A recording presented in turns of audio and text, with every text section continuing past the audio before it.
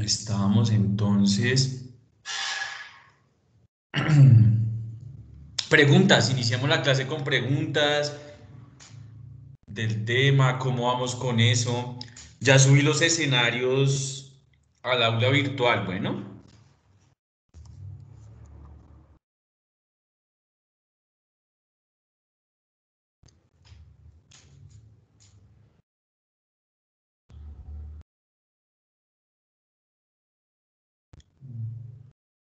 Ese segundo, sí.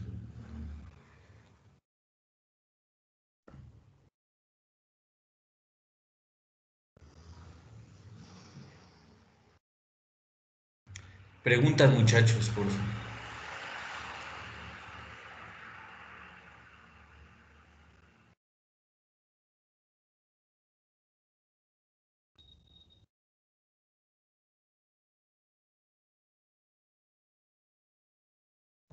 Es aparato locomotor ya.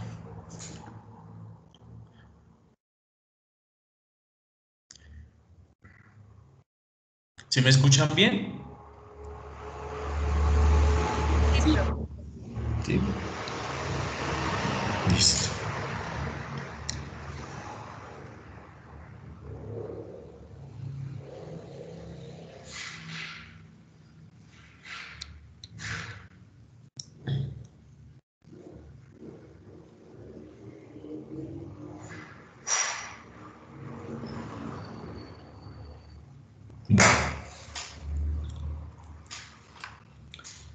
Estábamos entonces viendo en este bloque ese aparato locomotor, ese aparato que integra en realidad varios tejidos, sí, varios órganos o tejidos,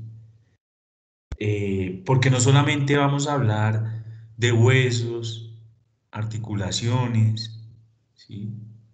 Sino también vamos a hablar de músculo, de cómo en realidad también se produce ese estímulo por parte del sistema nervioso, ¿sí?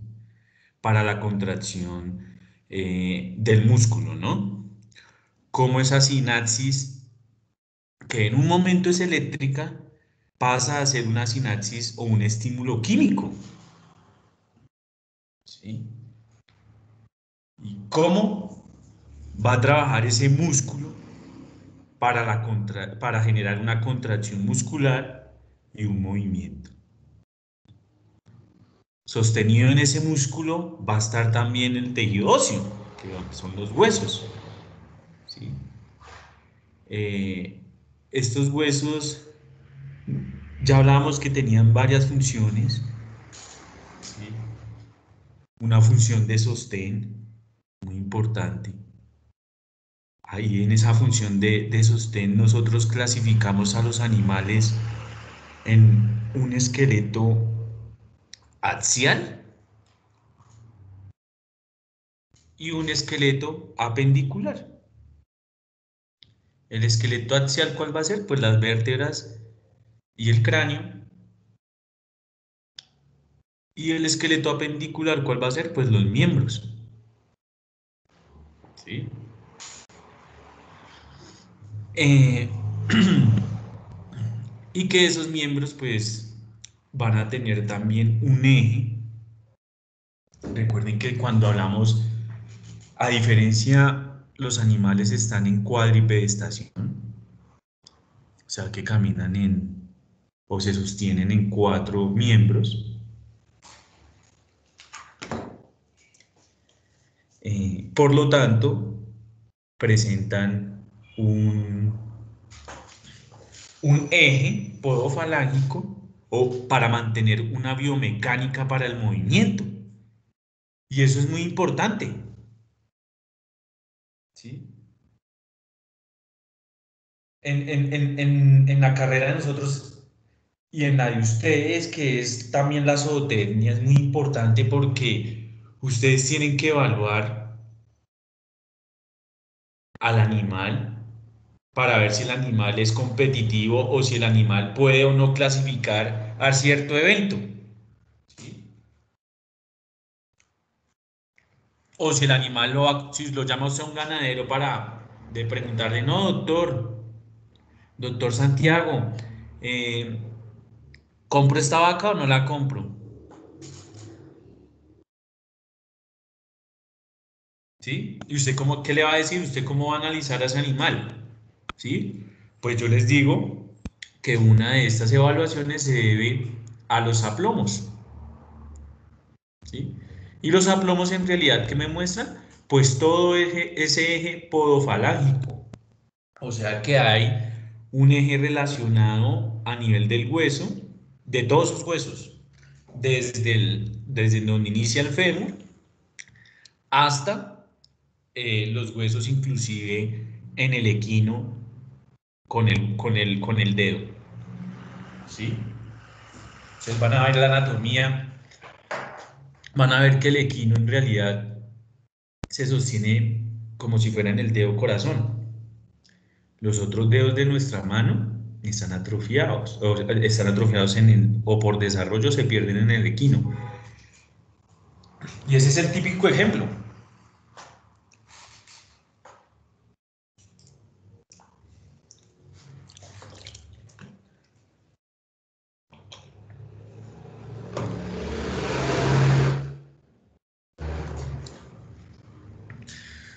Cuando hablamos del aparato locomotor, nosotros nos vamos a referir entonces a esos huesos, a esos cartílagos, ¿sí? También nos vamos a referir al calcio, porque en realidad allí es donde se va a generar metabolismo o liberación o almacenamiento de calcio. Y el calcio es muy importante. ¿Para qué? Pues acá a nivel de locomoción para prácticamente todo. Para la contracción del músculo, ¿sí? ¿Y cómo se contrae el músculo? También necesita el calcio porque acuérdense que el calcio es importante para la sinapsis, porque el calcio es el que va a permitir la liberación de las vesículas, que son las que contienen el neurotransmisor, ¿sí?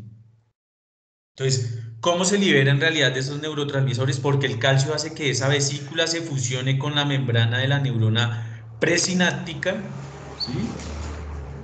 Y se libera el neurotransmisor, que puede ser en el caso del músculo la acetilcolina, ¿sí? Ahí a nivel de esa placa neuromuscular o esa placa motora.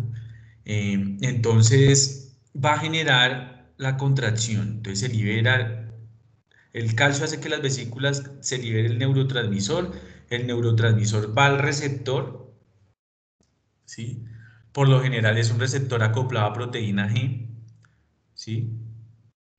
Y este receptor lo que va a hacer es que va a permitir la apertura de unos canales de sodio, va a entrar el sodio a la célula se va a despolarizar, va a abrir otros canales de calcio dependientes de voltaje, va a haber una serie de eventos bastante grandes que ahorita pues pueden ser complicados, pero que al final vamos a ir entendiendo.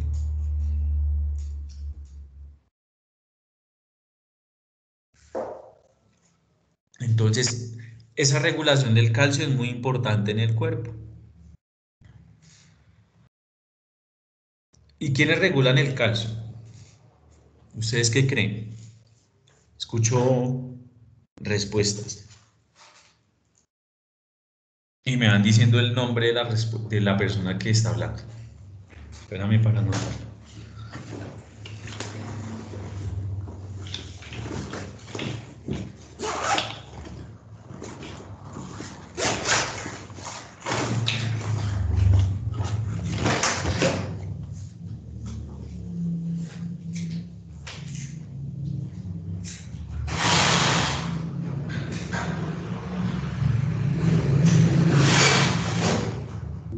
¿No son las glándulas paratoideas? Las glándulas son las que regulan. Bueno, le voy a valer algo. ¿Quién habló? Andrés Ramírez. Ramírez.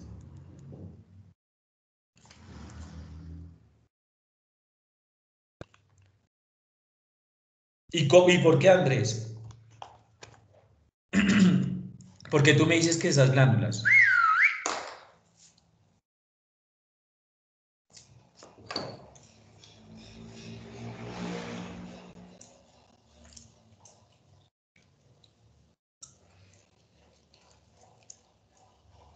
¿Quién le ayuda?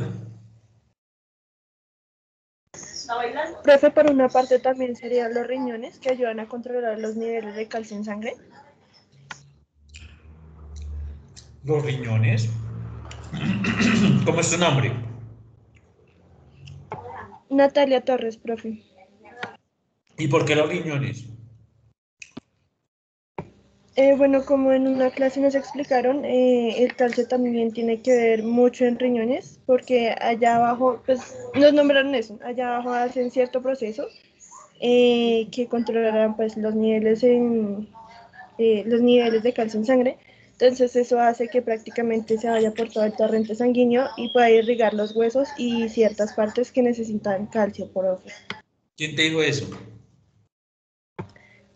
La profesora de bioquímica y, ay, no recuerdo, tú también una parte y creo que sí, ustedes.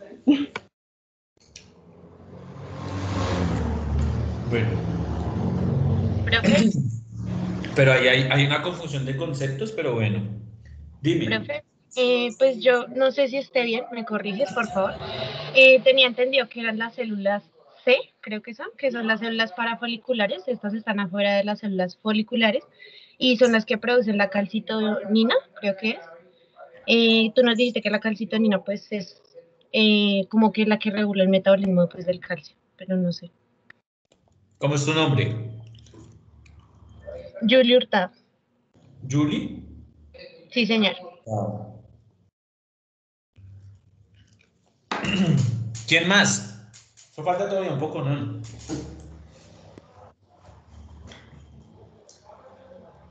Profe, pues sí, o sea, si no estoy mal, también en la intervención de la homeostasis de calcio en la sangre, también interviene el intestino delgado, ¿no? ¿Y por qué?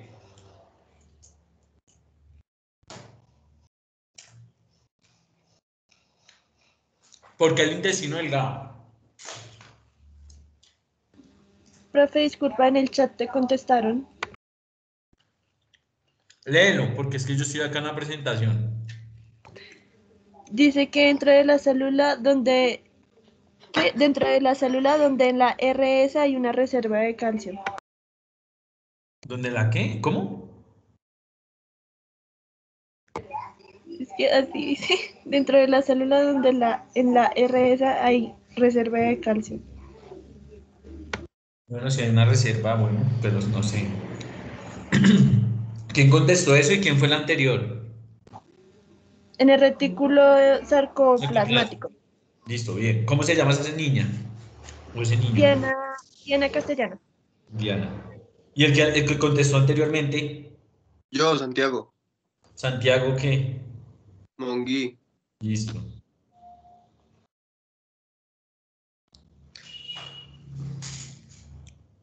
¿Qué más saben del calcio, muchachos?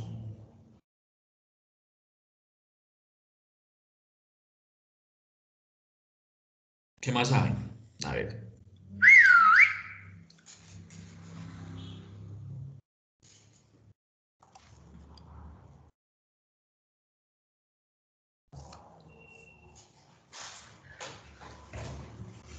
Que tiene varias funciones en el cuerpo, ¿Cómo cuáles?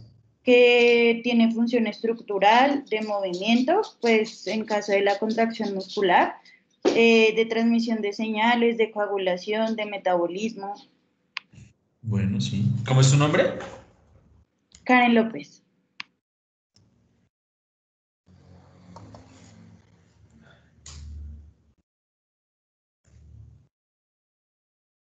¿Quién más, compañeros?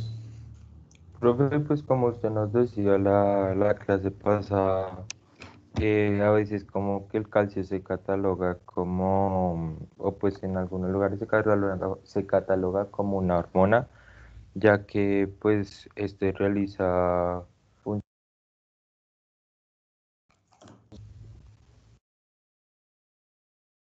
Sí. ¿Cómo es tu nombre? Alejandro Rincón. ¿Alejandro qué? Rincón. Rincón. ¿Quién más? A ver. Bueno, muchachos,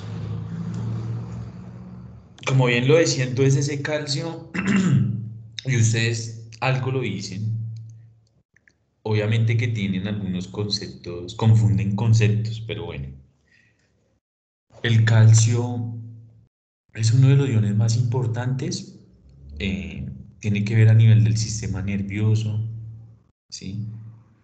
A nivel del músculo, recuerden que no solamente el músculo esquelético, sino también hay diferentes tipos de músculo. El músculo cardíaco también es muy importante ese calcio. Acuérdense que ese calcio era el que mantenía esa fase 2 que era la fase de meseta, que era una pregunta del parcial. Entonces, el calcio también en esa contracción es muy importante. Eh, por lo tanto, el calcio es muy regulado. ¿Y por quién está regulado? En realidad no son por las glándulas, no, son por unas hormonas, ¿sí? Y entre esas hormonas tenemos la vitamina D en su forma activa, que es la 1.25 dihidroxiapatita, perdón, es la 1.25 dihidroxicolecalciferol, ¿sí? Tenemos también la PTH, la calcitonina, muy importante, esas hormonas que van a regular el calcio. ¿Y dónde van a actuar? Pues en el sistema de absorción de calcio o en el sistema de excreción de calcio, ¿sí? O en su sistema de almacenamiento, ¿sí? Entonces esos niveles de calcio en sangre en realidad son muy controlados, ¿sí? Porque aumentos o disminuciones en calcio en sangre van a generar consecuencias bastante graves para el organismo, inclusive puede causar la muerte del animal, ¿sí? Entonces, ¿cómo se llama el nivel aumento de calcio en sangre?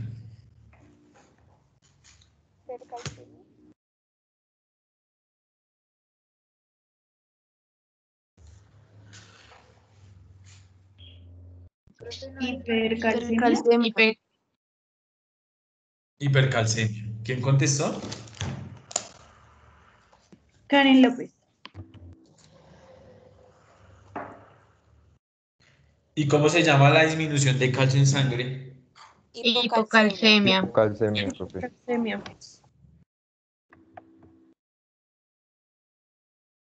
O sea, no porque todo el mundo contestó. Punto para todos, profe.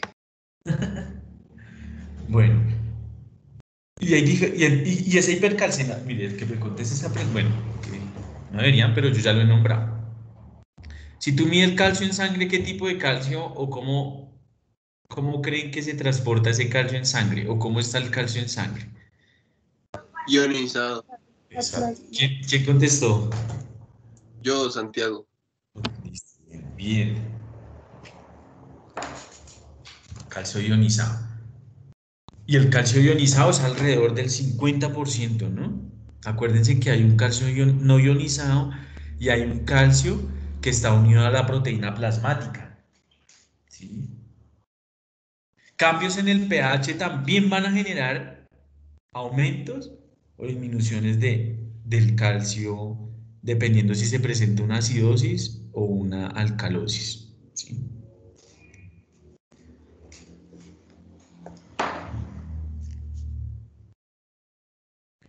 Esto ya lo habíamos visto.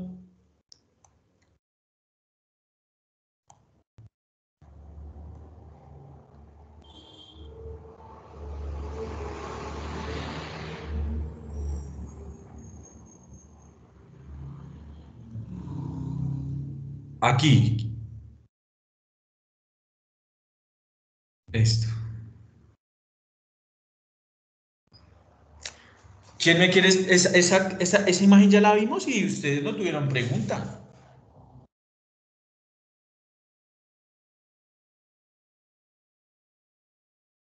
¿Qué quiere decir esa imagen? tan importante.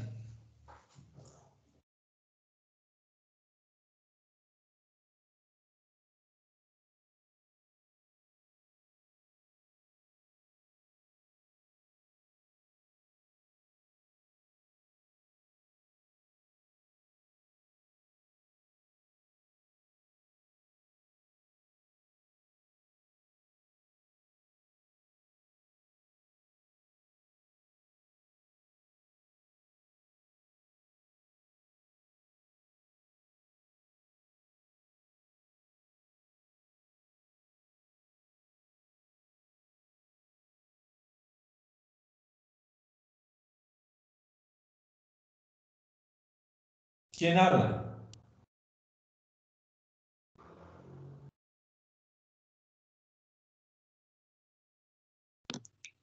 Profe, pues como dice, sería que de un progenitor de mieloide saldría el granulocito y el monocito, que esto sería como un precursor del osteoclasto.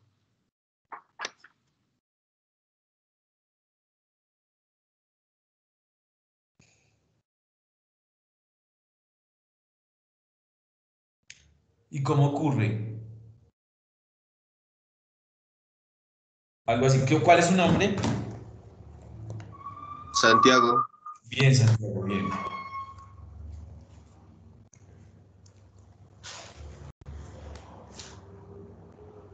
¿Quién más? ¿Quién da más?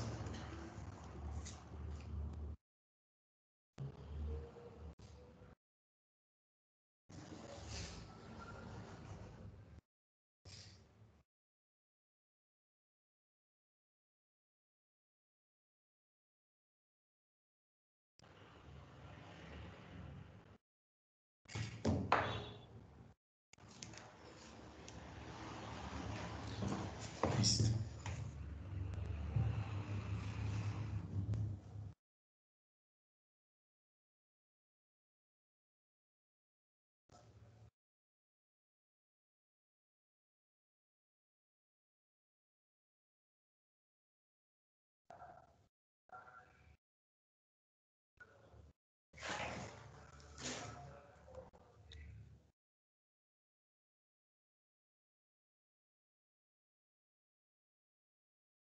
La última vez, ¿dónde quedamos? Aquí yo creo, ¿no es cierto? ¿O alcanzamos a ver algo de... Bueno, yo siempre les nombro calcio, pero ya habíamos hablado de calcio completamente, ¿no? ¿O quedamos en esa imagen? Ya habíamos hablado de esto. Profe, nosotros quedamos en remodelación ósea, en la imagen. Esa, que es la última imagen. Esas dos últimas imágenes. Sí, profe. ¿Quién me podría decir qué es eso? Pues ya lo Un habíamos visto. osteoclasto. Muy bien. ¿Quién contestó? Karen López. Listo. ¿Y por qué es un osteoclasto? ¿Y qué tipo de osteoclasto es?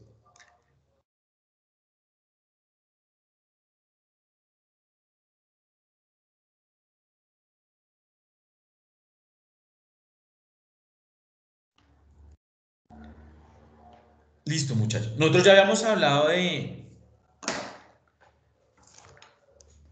la composición del hueso. ¿Sí? Que primero habían unas fibras de colágeno y que sobre esas fibras de colágeno se iba a depositar el calcio y que ese calcio se depositaba en forma de un cristal llamado hidroxiapatita, ¿verdad? Esa hidroxiapatita es una relación con el calcio y el fósforo, ¿sí? El fósforo también es muy importante, ¿sí? Porque el fósforo es aquel que se utiliza para la formación de energía. El fósforo tiene funciones también a nivel del núcleo, a nivel del ADN, ¿sí? Entonces ese fósforo es muy importante también. Las mismas regulaciones para el calcio son las mismas regulaciones para el fósforo, ¿sí?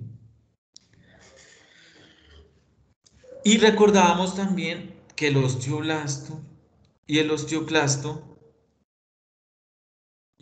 iban a estar por una porción del hueso que se llamaba el endostio. ¿Quién me quiere recordar qué es el endostio?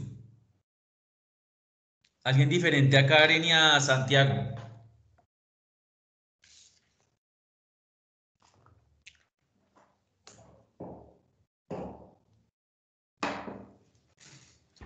Profe, ¿no son las células aplanadas del interior del hueso? Muy bien. ¿Cuál es su nombre? Alejandro. Alejandro, profe, sí, Sí, señor. Alejandro. Alejandro Rincón. ¿Y esas por dónde están? Otra persona diferente a los que han contestado. Son unas células aplanadas, pero hay dos tipos de células aplanadas.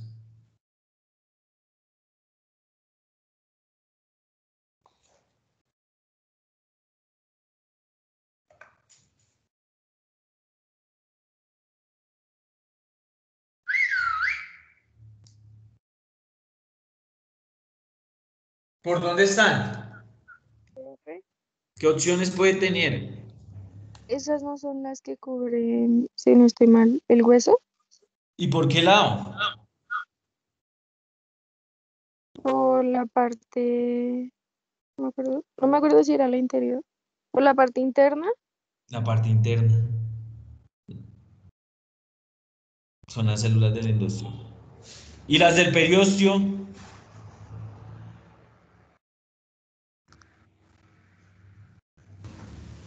¿Qué Por la están parte cubriendo? externa. La parte externa. ¿Quiénes hablaron? María Clara Quintero. ¿Y quién era la otra chica? Camila Varela, profe.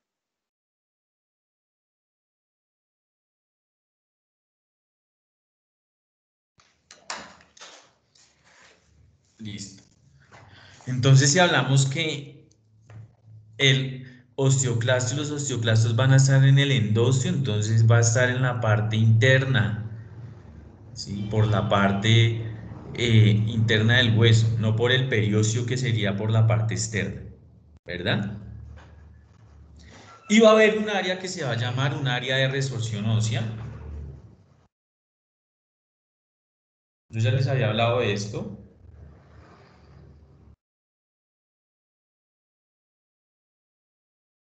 Área de resorción ósea. ¿Quién quiere contestar qué es un área de resorción ósea?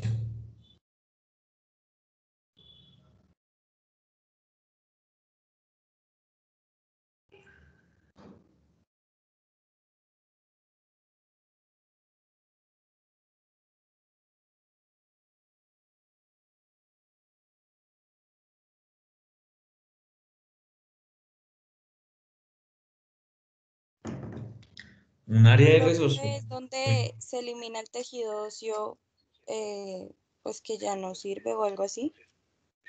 Sí se retira, pero no es porque ya no sirva. ¿Cómo es tu nombre? Wendy Vélez. Wendy Vélez, listo. Pero dice Wendy que es tejido que no sirva, no. En realidad recuerde que esta resorción ósea se va a llevar a cabo por si hay una disminución de calcio en sangre, ¿sí? Entonces, como la principal fuente de calcio es el hueso, el organismo al ver que se disminuye el calcio en sangre, pues va a extraerlo del hueso y aumentarlo en sangre.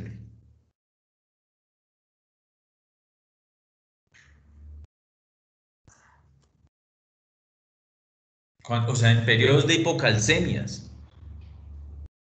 ¿Sí?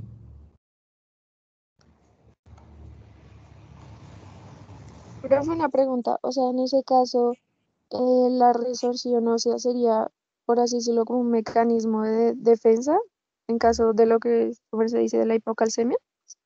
No sería un mecanismo de defensa como tal, porque ya nos meteríamos con otro término. Sería es un mecanismo de homeostasis o de regulación del calcio.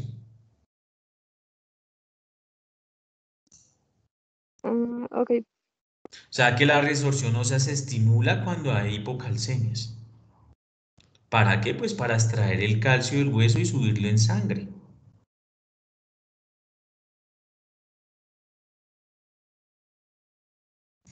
Y vamos a tener entonces unas células involucradas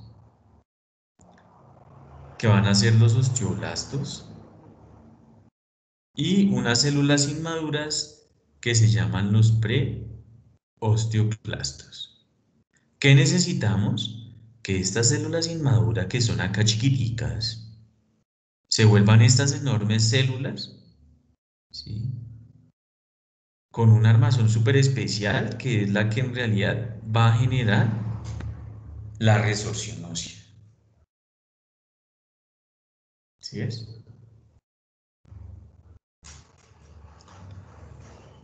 Este osteoblasto va a estar, yo ya les había dicho, siempre en estas dos posiciones, ¿sí? Y va a tener unos receptores de PTH y unos receptores para la 1.25 dihidroxicolecalciferol.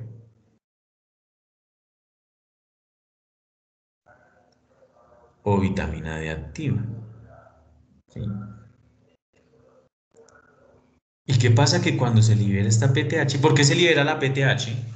¿Quién quiere contestar?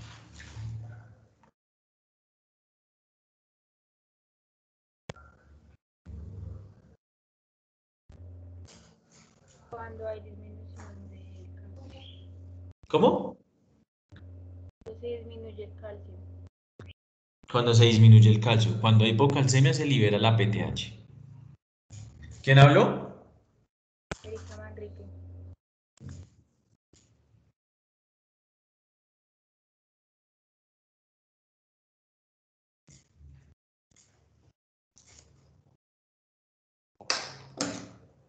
Entonces, como dice Erika, cuando hay hipocalcemia se libera la PTH. ¿Sí? Y la vitamina D. ¿Y cómo van a tener receptores en los osteoblastos? Obviamente que este receptor de la vitamina D es un receptor intracelular. Actúa a través de los receptores eh, intracelulares del ácido retinoico. ¿Sí?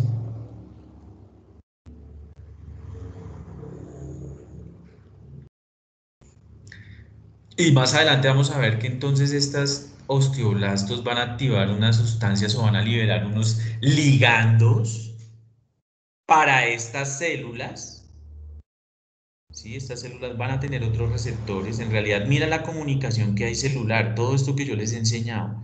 Por eso toca que siempre lo comprendan, para que aprendamos.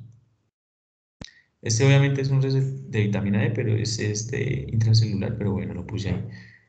Llega esta PTH, que sí actúa a nivel del receptor de membrana. Y llega la vitamina E, que actúa a nivel de receptores prácticamente nucleares. Y ese mecanismo, esa estimulación, esa llegada de esa hormona, pues ¿para qué va a ser? Para que se libere una sustancia. Una sustancia que se va a llamar un RAN.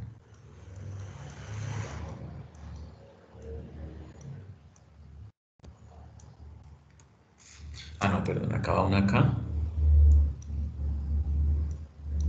Y una L. RAN L o RAN ligando.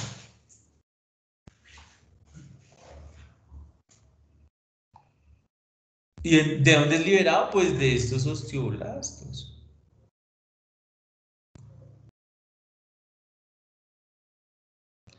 ¿Y por quién está enviando la señal? Pues por la PTH y por la vitamina D. ¿Y por qué se liberaron la PTH y la vitamina D para estimular los osteoblastos para que los osteoblastos liberen RAN L? Pues porque bajó el calcio en sangre, o sea que hubo hipocalcemia.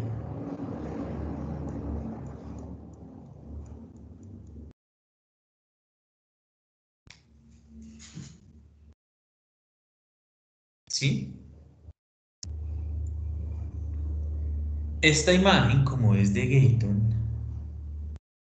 y Gayton ya está traducido, entonces aquí en esta imagen no le pusieron rank ligando, sino le pusieron OPGL, ligando de la osteoprotegerina.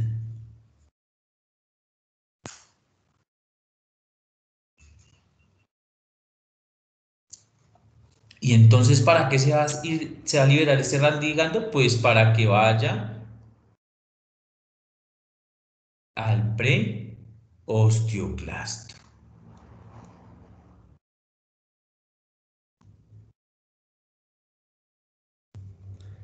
Y ese preosteoclasto, ¿qué va a hacer?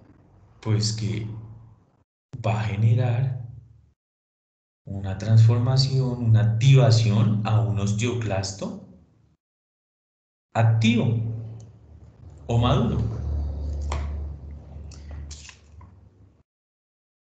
¿Sí? Que va a tener varias cosas. Una, se va a adherir al hueso, ¿sí? Mediante unas proteínas de adhesión, ¿sí? Dos, que va a generar una secreción ácida. Miren acá lo hice. Y tres, que va a generar una secreción enzimática, ¿sí? Y tres, que tiene una porción donde lo hace, una zona, ¿sí? Esta zona, ¿sí? O esta liberación de estas sustancias, tanto de los ácidos como de las enzimas, va a ser a través de una estructura muy especial del osteoclasto que se llama el borde fruncido o la membrana fruncida o el borde de cepillo, similar a las microvellosidades del intestino, ¿sí?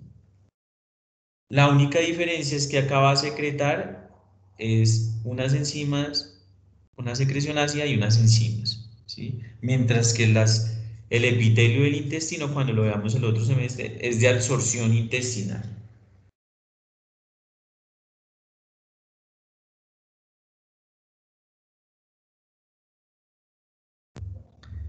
¿Y para qué se libera esta secreción ácida y estas enzimas? Pues sencillamente para degradar la matriz osteoide, ¿sí? Y permitir la liberación de calcio en sangre, cubriendo las demandas de la hipocalcemia. Que me fue la mano. Cubriendo las demandas de esta hipocalcemia.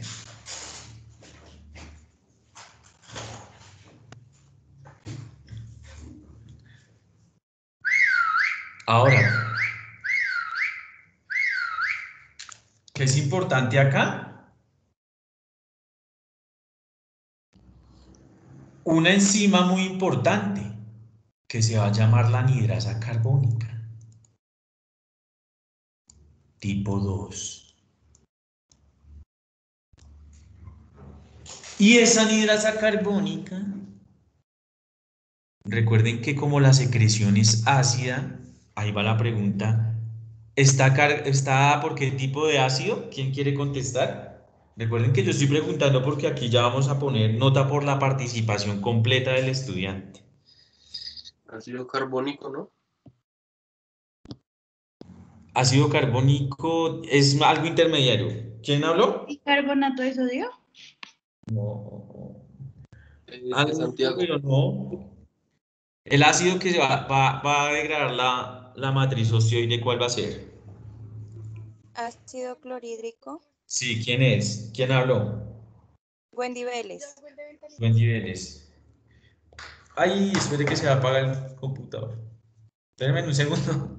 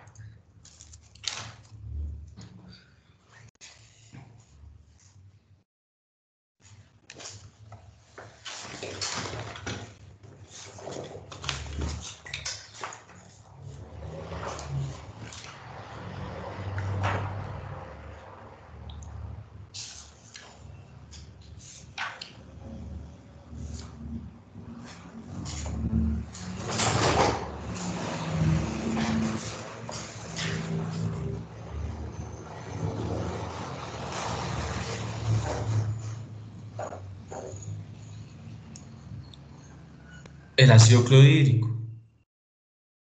Entonces, como se necesita generar este ácido clorhídrico, recuerden que los ácidos van a contener una estructura muy particular. Los ácidos son esas sustancias que son capaces de donar un protón o un electrón, ¿sí? Y las bases son las que son capaces de captarlo, ¿sí?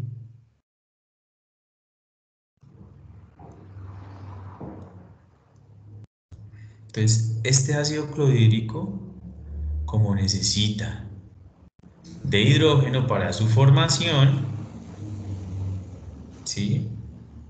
Va a necesitar entonces, recordemos que siempre que hablemos de hidrógenos o hablemos de bicarbonato, no bicarbonato de sodio, sino de bicarbonato, o que hablemos de CO2, porque ya lo sabemos porque también esta anhidrasa carbónica está en el glóbulo rojo. Acuérdese la forma de cómo se transporta el CO2 en sangre. ¿Sí? Yo les hablaba que había una forma libre en el plasma que es mínima y es cuando supera, o sea, es un sistema de amortiguación. Y otra forma es en forma de carboxihemoglobina. ¿Sí? Y es esa hemoglobina la que capta finalmente el ion hidrógeno. Entonces, también en el glóbulo rojo necesitamos la anhidrasa carbónica. ¿Y en qué otra célula?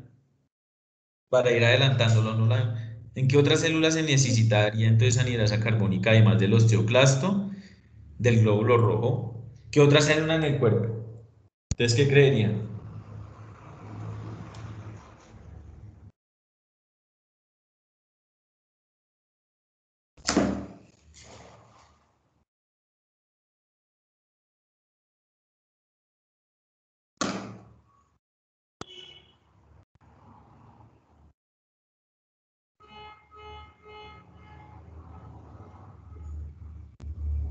La célula parietal de la mucosa gástrica para la secreción del ácido clorhídrico.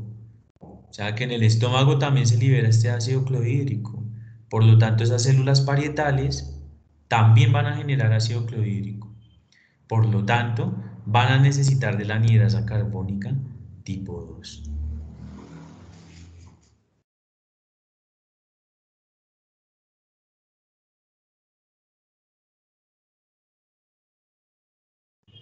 ¿Y qué va a hacer entonces esa anhidrasa carbónica tipo 2? Va a disociar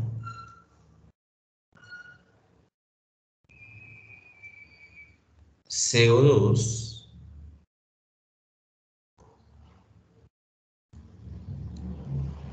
más agua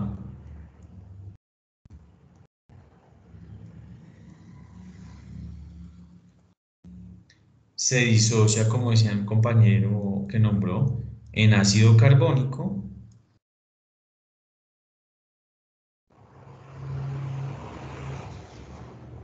y finalmente en ácido carbónico, que es HCO4, ¿sí? Se va a disociar en bicarbonato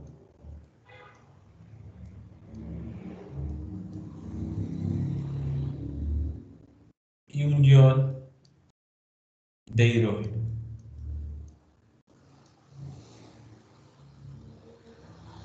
Y ese ion de hidrógeno finalmente va a ser importante para la formación de ese ácido clorhídrico.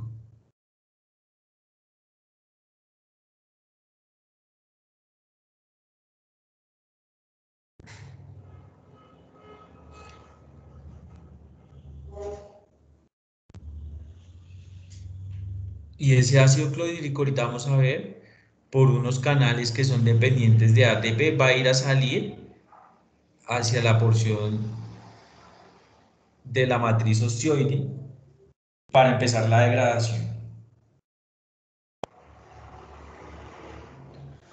¿Qué saca el ácido clorhídrico? ¿O sobre qué porción de la matriz osteoide actúa? Sobre la porción mineral, Exacto. ¿Quién contestó? Julie, profe, Julie Hurtado.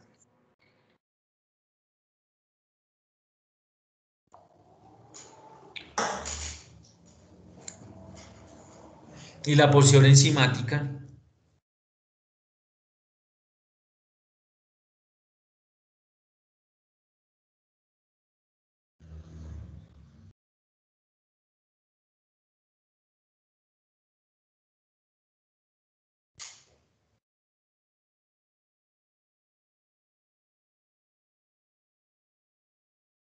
Sobre la matriz orgánica, Sobre la matriz, sí, el colágeno, sí. ¿Quién contestó? Julie, profe. Bueno, listo. Bien, súper bien, Yuli. Listo. Hasta acá preguntas. Ahora ustedes pregunten porque entonces dirán que el profesor solo les pregunta. Pero es para que vayamos todos cogiéndolas porque digamos, hay que estar evaluando. Yo por lo general son solo quizzes.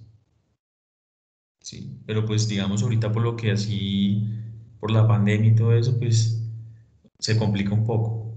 Pero sí hay que estarles preguntando en clase. Eso sí, ténganlo por seguro. Porque para que aprendan aquí a contestar, porque el día que uno les pregunta en la sustentación no contestan. Entonces es para eso. Preguntas.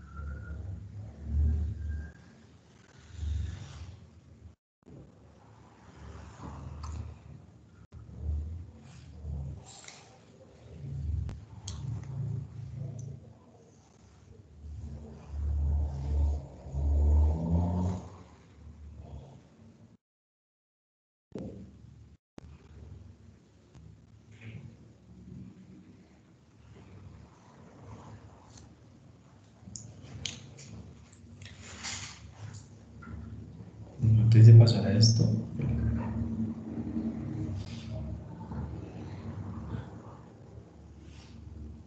pues acá tenemos lo mismo. El osteoblasto como osteoclasto, perdón, como tiene canales de cloro, los canales de hidrógeno dependientes de ATP, las enzimas, ¿sí? Las zonas de anclaje, las integrinas, ¿sí? La anhidrasa carbónica, un canal de cloro en la membrana vasolateral, junto con bicarbonato para sacar el bicarbonato y entrar el cloro. Pero antes de eso tenemos que ver esto. Y es que hay unas fases de remodelado. Profe, ¿Sí?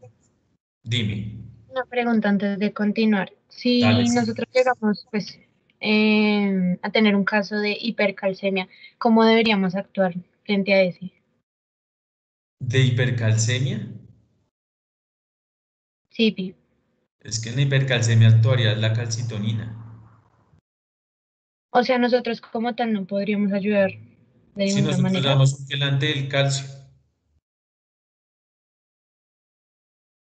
podemos dar un quelante del calcio.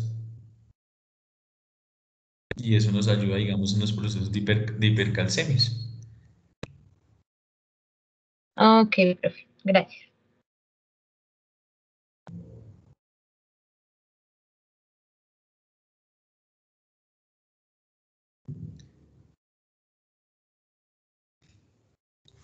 Antes de mostrar un poco más allá, igual esto también lo alcanzan a ver en bioquímica esto, Pero pues hay que tenerlo en cuenta ustedes.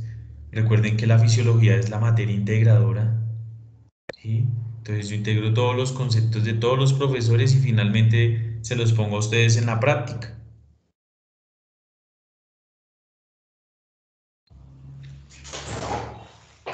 Entonces, vamos a ver unas fases de remodelado óseo. Recuerden, muchachos, que el hueso es el único tejido que es capaz de regenerarse, ¿sí? Recordando que ese hueso histológicamente tiene un tejido conjuntivo, ¿sí? Que está mineralizado, que también está vascularizado. Nosotros ya vimos toda esa vascularización, todo eso, cómo se dispone todo el mineral óseo, ya lo vimos, y también está inervado, ¿sí? Que su estructura está en forma de laminillas, ¿sí? Y de matriz osteoide. Tiene una disposición, recuerden, dependiendo de esas laminillas, si es un hueso cortical o si es un hueso trabecular, ¿sí? Y hablábamos que entonces si es un hueso cortical, se estructura a través de esos conductos de Havers, quienes se recubren por esas laminillas concéntricas. Y si es un hueso trabecular, las laminillas van a formar como una especie de red, ¿sí? O una especie de alvéolos o de trabéculo, en donde se va a predisponer o donde se va a depositar la médula ósea roja, ¿sí? Ahí en ese hueso trabecular, en ese hueso que está prácticamente entre la metáfisis y la diáfisis. Ya todos esos conceptos los tenemos claros, ¿sí?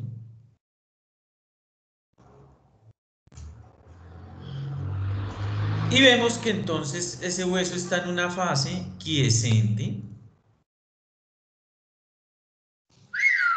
Esta fase quiescente es una fase en la cual no hay ningún remodelado, ¿sí? En el cual el hueso está sin ningún estímulo y está sin activación de los osteoclastos.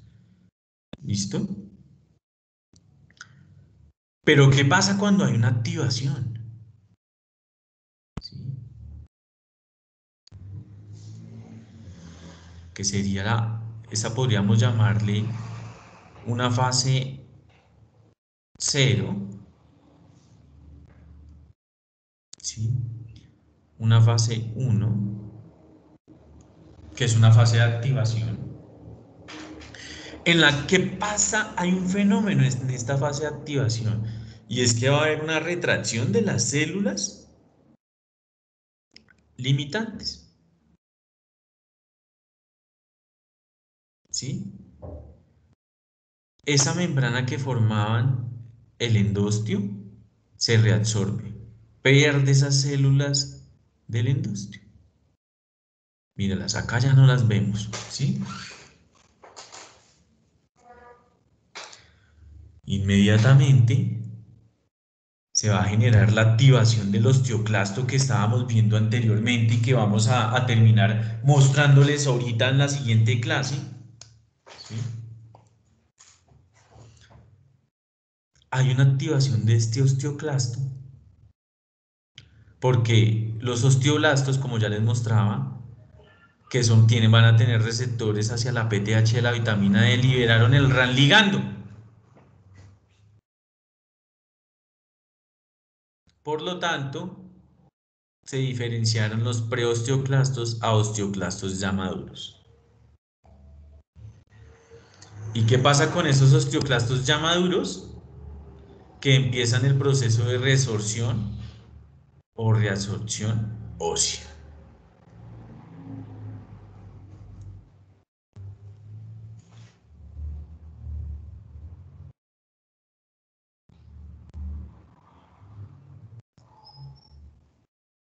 A medida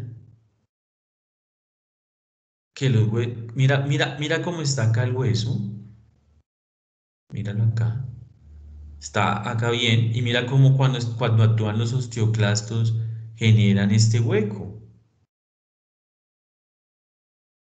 donde está generando la digestión de ese hueso.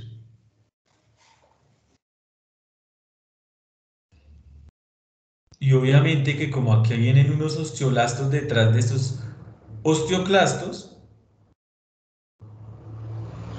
pues a partir de una matriz osteoide, que son fibras de colágeno, ¿sí?, van a llegar los osteoblastos a generar la formación del hueso nuevamente.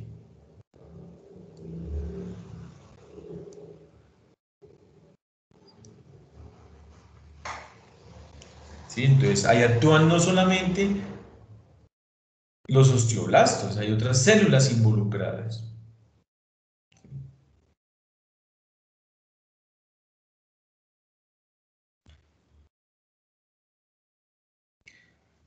Finalmente, va a haber un proceso de mineralización.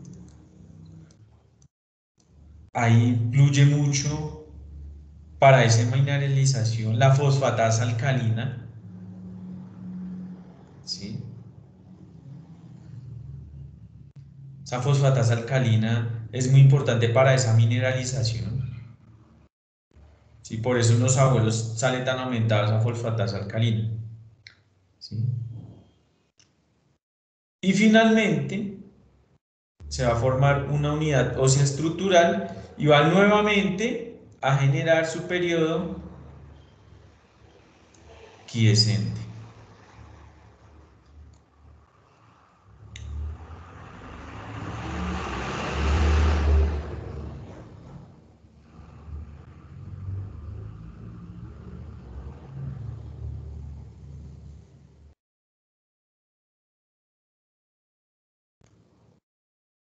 Esas son las fases del remodelado óseo.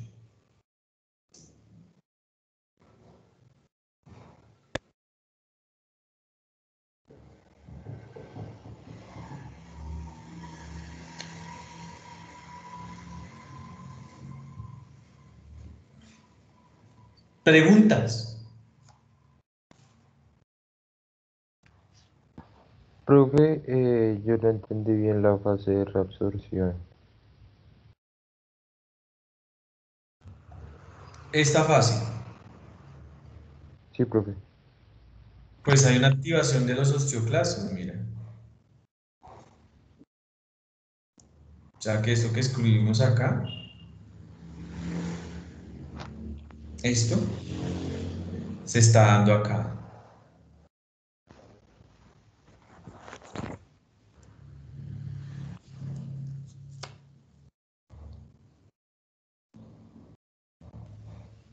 Y pues ya los osteoclastos inmaduros son los que van a liberar el ácido y las enzimas para degradar el hueso.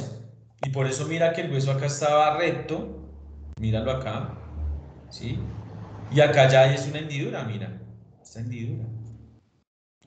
¿Sí? Es porque estos están haciendo una digestión, por decirlo así vulgarmente, para que me entiendas, del hueso. Están degradando ese hueso.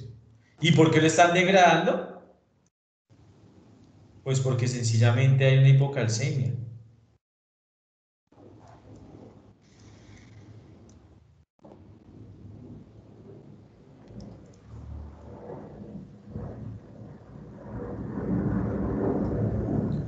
O porque puede haber una fractura.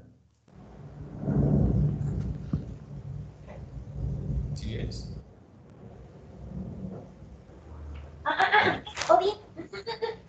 Sí, profe. Listo. ¿Qué otra pregunta?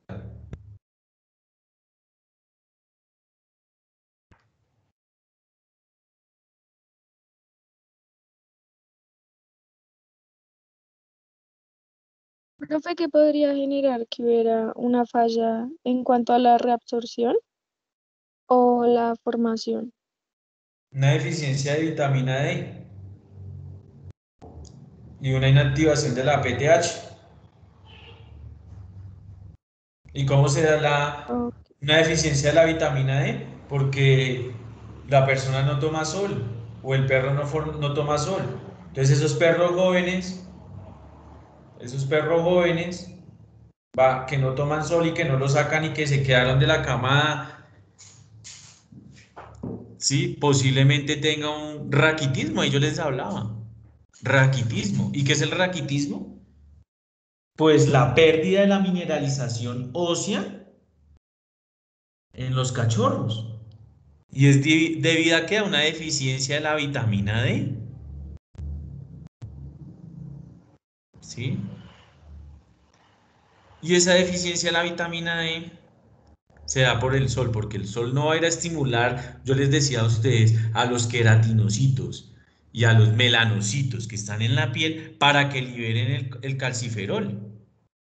Y ese calciferol, les estoy hablando de todo el proceso de la vitamina D, que lo vamos a ver igual al final de la clase y eso, si alcanzamos, pero pues se lo voy hablando para que ustedes ya lo vayan cogiendo. El calciferol va a ir entonces al hígado, después de que es liberado mediante el estímulo de los rayos UV, va a ir al hígado. Y en el hígado se va a ir a activar o a generar una modificación para generar el 25 hidroxicalciferol.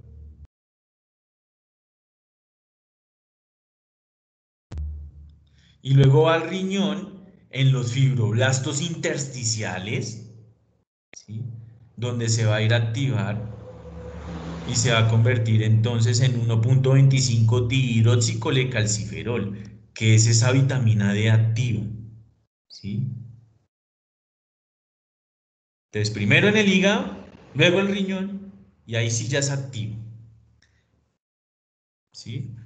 ¿Y a dónde va a actuar ese 1.25 dihidroxicolecalciferol? A nivel de las células intestinales, por ejemplo. ¿Para qué? Para estimular la liberación de una proteína que se llama la calvindina. La calvindina es una proteína que me va a permitir la absorción de calcio a nivel intestinal. Recuerden que el calcio, como es un ion divalente, su absorción intestinal es un poco más difícil a nivel del intestino, en comparación, por ejemplo, al sodio, ¿sí? Por lo tanto, necesita una proteína que es capaz de transportar ese calcio a través del enterocito.